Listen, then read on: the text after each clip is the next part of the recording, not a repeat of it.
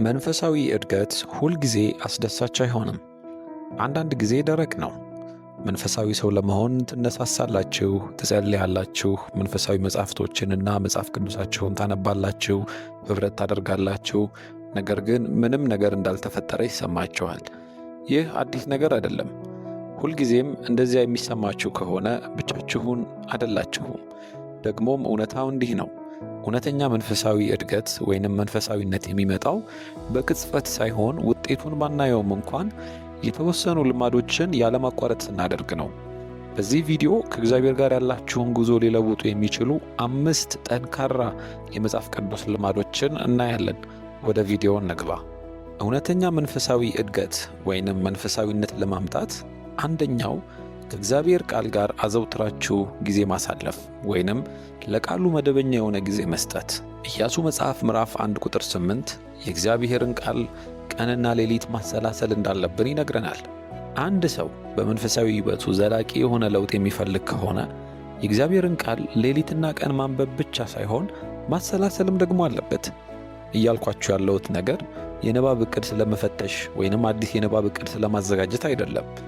እግዚአብሔር በቅዱሳት መጻሕፍት አማካኝነት እንዲናገራችሁ ስለመፍቀድ ነው። ሁልጊዜም ቢሆን በትንሹ ጀምሩ። እንደ ዮሐንስ ወንጌል ወይንም እንደ መዝሙረ ዳዊት ያሉ መጽሐፍ ቅዱስ መጽሐፍትን ምረጡ። በየቀኑ አንድ አጭር ምንባብ ብቻ አንብቡ። በምታነቡበት ጊዜ 3 ጥያቄዎችን ጠይቁ። ስለ እግዚአብሔር ምን ይላል? ስለ እኔስ ምን ይላል? ከዚያስ ምን ማድረግ ይጠበቅብኛል?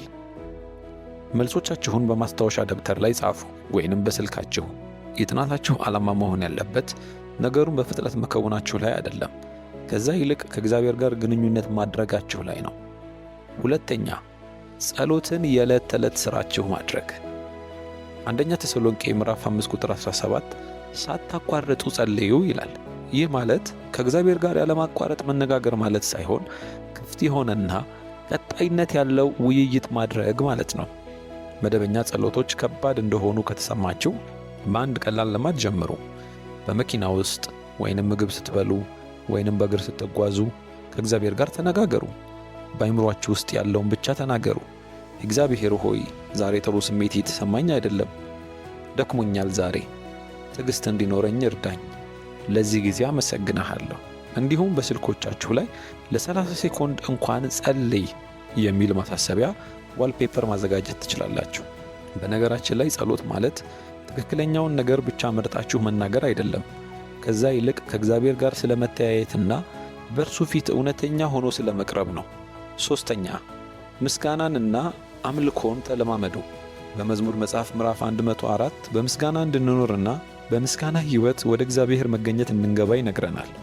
ምስጋና ሕይወት አስቸጋሪ በሚሆንበት ጊዜ እንኳን እግዚአብሔር ለሚያደርገው ነገር ልባችንን ይከፍታል። በቀናችሁ መጨረሻ ላይ የምታመሰግኑባቸው 3 ነገሮች ጻፉ። የግድ ጥልቅ መሆን የለባቸው። ስለበላችሁት ምግብ፣ ስለ ጓደኞቻችሁ፣ ስላያችሁት የፀሐይ ብርሃን ሊሆን ይችላል። ይህ ድርጊት አስተሳሰባችሁን ይለውጣል፣ እንዲሁም ወደ እግዚአብሔር ያቀርባችኋል።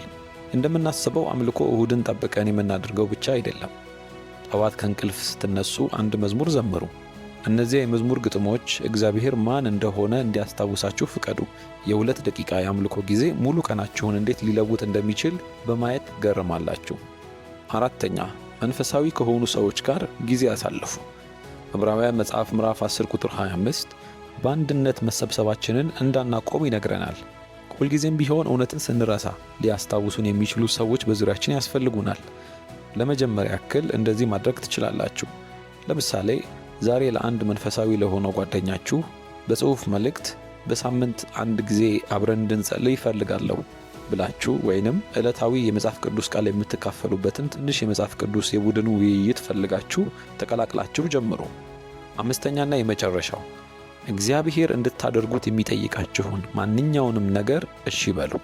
ያዕቆብ መጽሐፍ ምዕራፍ 1 ቁጥር 22 የተግባር ሰዎች ስለመሆን በስፋት ይናገራል። ቃሉን የምናነበው ሰሚዎች ብቻ እንድንሆን አይደለም። አንዳንድ ጊዜ እግዚአብሔር ምን እንድናደርግ እያነሳሳን እንደሆነ ውስጣችን ሲነግረን እናስተውላለን። ለምሳሌ አንድ ሰው ይቅር በሉ፣ መጥፎ ልማድ ተዉ፣ በችግር ላለ ለአንድ ሰው ድረሱ ይለናል። ነገር ግን እናመነታለን። እድገት ግን የሚመጣው ዕለት ዕለት በመታዘዝ እንጂ ድራማዊ በሆነ ቅጽበት አይደለም። ሁልጊዜም ቢሆን አንድ ትንሽ እርምጃ አስፈላጊ ነው። እግዚአብሔር ሆይ በልቤ ላይ እያስቀመጥክ ያለው ነገር አለ በማለት ይህንን ጠየቁ። ከዚያ ወደ ልባችሁ የሚመጣውን ነገር ጻፉት። ወዲያውኑ የመጀመሪያውን እርምጃ ውሰዱ። ከልክ በላይ አታስቡ። መታዘዝ ከእግዚአብሔር ጋር ግልጽና ጥልቅ ግንኙነት ያመጣል። በተጨማሪም ከእግዚአብሔር ጋር እረፍት የምታደርጉበት ጊዜና ቦታ ያስፈልጋችኋል።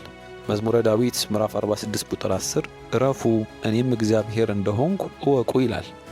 የምንኖረው ወደ ችግር በሚገፋፋ ዓለም ውስጥ ነውና፣ ስለዚህ አንዳንድ ጊዜ ማድረግ የሚገባችሁ በጣም አሪፉ መንፈሳዊ ነገር እንቅስቃሴ መቀነስና በእግዚአብሔር ፊት ማረፍ ሊሆን ይችላል። ስለዚህ ይህንን ሞክሩት። በየሳምንቱ ከእግዚአብሔር ጋር በጸጥታ ከመቀመጥ በስተቀር ምንም የማታደርጉበት 10 ደቂቃ መድቡ። ስልክ አይኖርም፣ አጀንዳም እንዲሁ፣ ዝምታ ብቻ። ነፍሳችሁ ይተንፍስ። ምክንያቱም እረፍት ስንፍና ወይንም አለመቻል ሳይሆን አምልኮ ነው። እነዚህን ሁሉ ልማዶች በአንድ ሌሊት መተግበር አያስፈልጋችሁም። ለዚህ ሳምንት አንዱን ብቻ ምረጡ። በቀን ለ5 ደቂቃ ብቻ እንኳን ቢሆንም የዕለት ተዕለት እንቅስቃሴያችሁ ውስጥ አስገቡት። እግዚአብሔር በአንድ ጊዜ ፍጹም እንድትሆኑ እየጠየቃችሁ አይደለም፣ በፊቱ መገኘት እንድትችሉ ብቻ እንጂ። ታዲያ በየትኛው ልማድ ነው የምትጀምሩት? ሐሳባችሁን ኮሜንት ላይ ጻፉልን። ይህ ቪዲዮ ከጠቀማችሁ ላይክ፣ ቻናሉን ደግሞ ሰብስክራይብ አድርጉት።